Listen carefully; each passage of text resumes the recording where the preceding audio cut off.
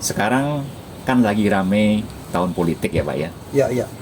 Akhirnya muncul istilah yang sering disebut-sebut adalah soal rekam jejak, kemudian Oke. kinerja dan sebagainya. Rekam jejak biasanya kan pasti berurusan dengan masa lalu kan ya.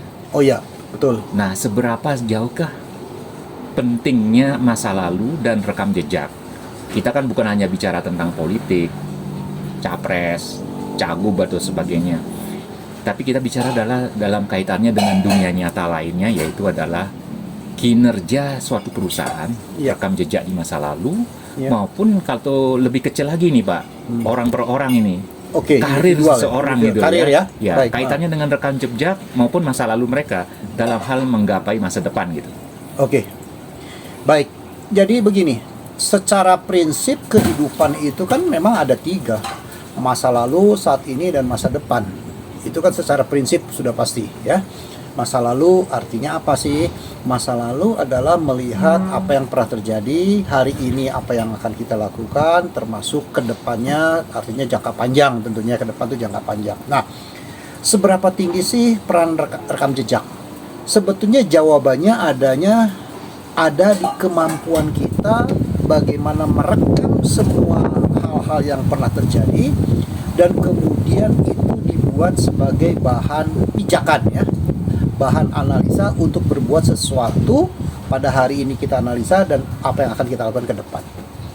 Nah, tentunya kalau kita mampu melakukan sebuah sebuah analisa atau sebuah proses berpikir yang cerdas, sejelek apapun masa lalu, gitu ya. Kalau dikaitkan dengan program kerja ke depan, kita kan bisa belajar dari kesalahan masa lalu, gitu ya, kesalahan masa lalu. Kalau dari aspek apa yang akan kita lakukan ke depan.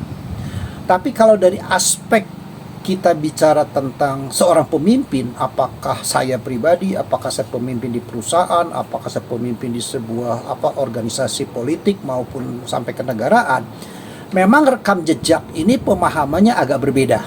Artinya apa? Apa yang pernah buruk tahun lalu, apa yang pernah buruk beberapa periode yang lalu, itu menjadi bagian evaluasi karena kemungkinan itu bisa juga terjadi. Karena gimana? Behaviors ya, jadi perilaku masa lalu itu akan bisa memprediksi perilaku masa depan. Nah, itu kuncinya ya.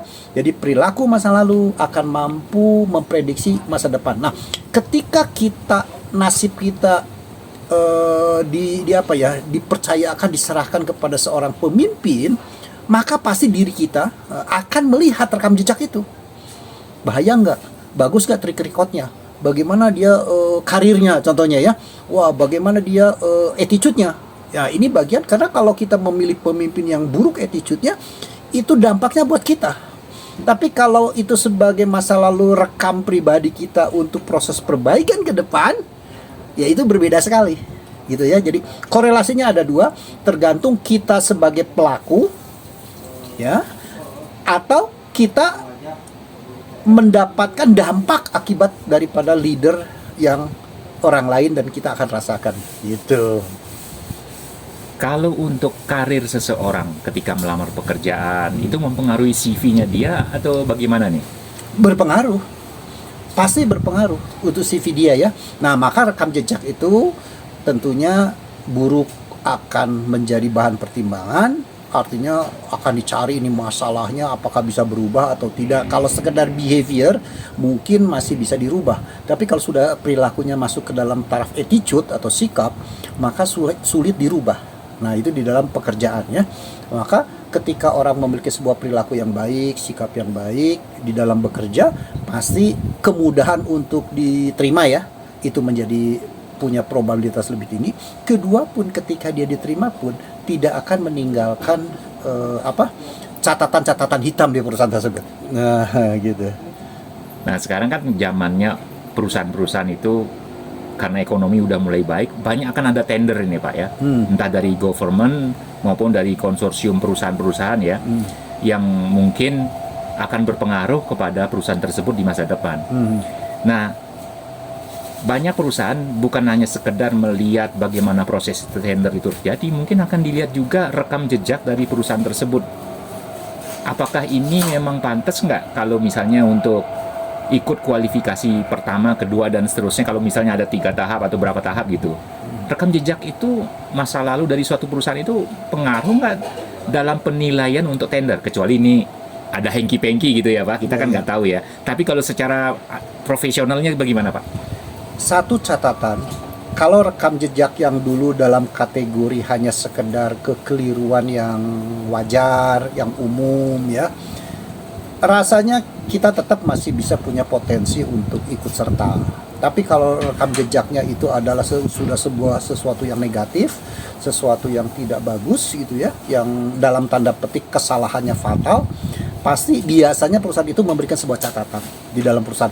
PT ini pernah bertindak tidak kooperatif atau bertindak manipulatif dan sebagainya, maka kemungkinan sekali tidak akan mendapatkan sebuah kesempatan untuk berlanjut. Maka rekam jejak positif itu adalah sebuah langkah atau bukan langkah lah, sebuah investasi agar kita bisa melakukan. Nah, pertanyaan selanjutnya adalah ketika rekam jejak itu terjadi, rekam jejak itu menjadi sebuah catatan buat pihak pelanggan atau prospek, maka dilihat apakah problem pribadi atau problem korporat. Kalau problem korporat berat, parah, ya artinya merubahnya itu kan secara totalitas. Tapi kalau problemnya pribadi, mungkin kita bisa dimutasi atau di kick off orang itu, kemudian digantikan oleh orang lain, dan kemudian perusahaan juga bertindak gentleman atau bertindak mengakui bahwa karyawannya salah, mengakui kesalahan itu, dan mungkin problem itu sedikit banyak akan bisa terselesaikan karena problemnya individual.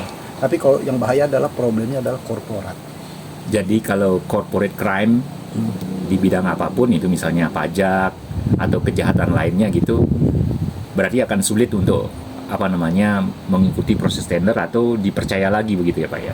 Betul akan sulit ya, apalagi urusan dengan pemerintah ya, apalagi urusan dengan perpajakan gitu ya, itu kan akan menjadi catatan panjang. Kecuali kalau kita hanya kesalahan crime gini kan sebuah tindakan yang masuknya jadi bukan lagi perdata tapi pidana kan.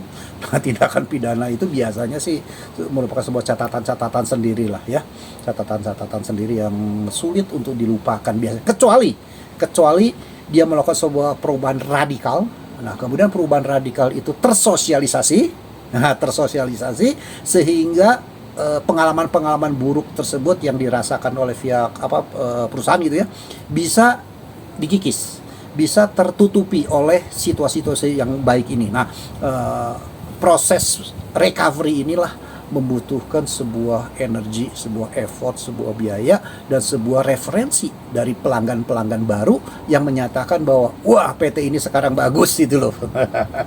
Gitu. Jadi sudah ada perubahan dari segi behavior maupun sikapnya begitu ya? Sikap, dan kalau perusahaan kan lebih ke arah pola kerja atau pola bisnisnya gitu ya. Corporate culture? Ya itu salah satunya, corporate culture itu salah satunya yang ditanamkan ya, Sekarang kan zamannya medsos Pak.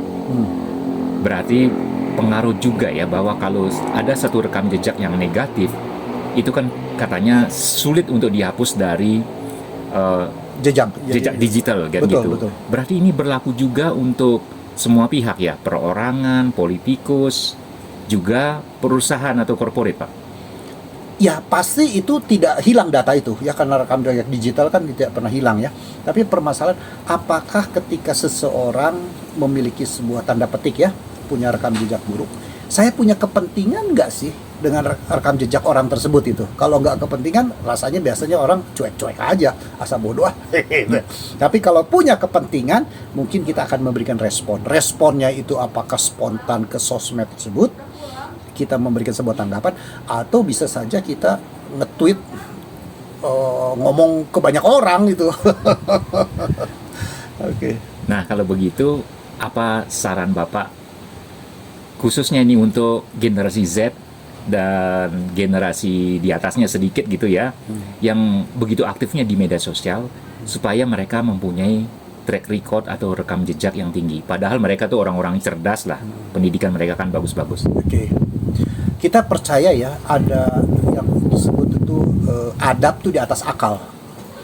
Nah, perilaku, adab, etika itu kan di atas akal. Kalau akal kita masih bisa belajar, bisa gitu. Nah, maka ketika teman-teman kita generasi milenial, generasi Z yang sangat kuat di sosmed dan sangat cerdas, sangat kreatif tersebut, namun kreativitas tanpa adanya sebuah aturan, tanpanya ada sebuah etika, tanpa adanya sebuah rambu-rambu gitu, itu kreativitas liar namanya. Jadi bisa membahayakan orang tersebut. Sangat bisa membahayakan. Karena apa? Dia tidak tahu apa yang pernah terjadi dahulu gitu loh. Ya, tidak pernah terjadi dahulu. Mungkin dalam konteks bisnis, karena dia masa bodoh, hanya yang penting bisnis, yang penting dapat duit, yang penting dia mau kerja sama, lupa dia tuh mantan penipu. Nah, Tidak tahu, bukan lupa, dia tidak tahu bahwa dia tuh dulu rekam jejaknya adalah mantan penipu yang mungkin sudah tobat tapi perilakunya kan belum hilang. Karakternya belum hilang, bisa saja kambuh, ada kesempatan lagi gitu loh. baik Pak. Apa harapan Bapak untuk Indonesia pada 2024 ini dan seterusnya supaya Indonesia tuh lebih maju, Pak? Satu, dan kita untuk pemilu kali ini ya, tentunya kaitan dengan pemilu kali ini kan generasi milenial, generasi Z ini cukup mendominasi di dalam menentukan suara siapa pemimpin kita. Pandai-pandailah untuk mencari rekam jejak. Tentunya rekam jejak pasti ada yang positif, pasti ada yang negatif. Yang negatif itu ada dua, yang bisa ditoleransi, yang tidak bisa ditoleransi. Nah, ketika rekam jejak itu yang buruk tidak bisa ditoleransi, sudahlah, kartu mati, stop. Tapi kalau rekam jejak itu sesuatu yang masih bisa ditoleran, karena apa ya? Contoh, prestasi saya buruk. Tapi prestasi saya buruk tuh mungkin bisa saja karena buruknya saya, atau lingkungan di sekitar saya tidak bisa mengontrol, atau memang kondisi tertentu sehingga buruk. Itu artinya apa?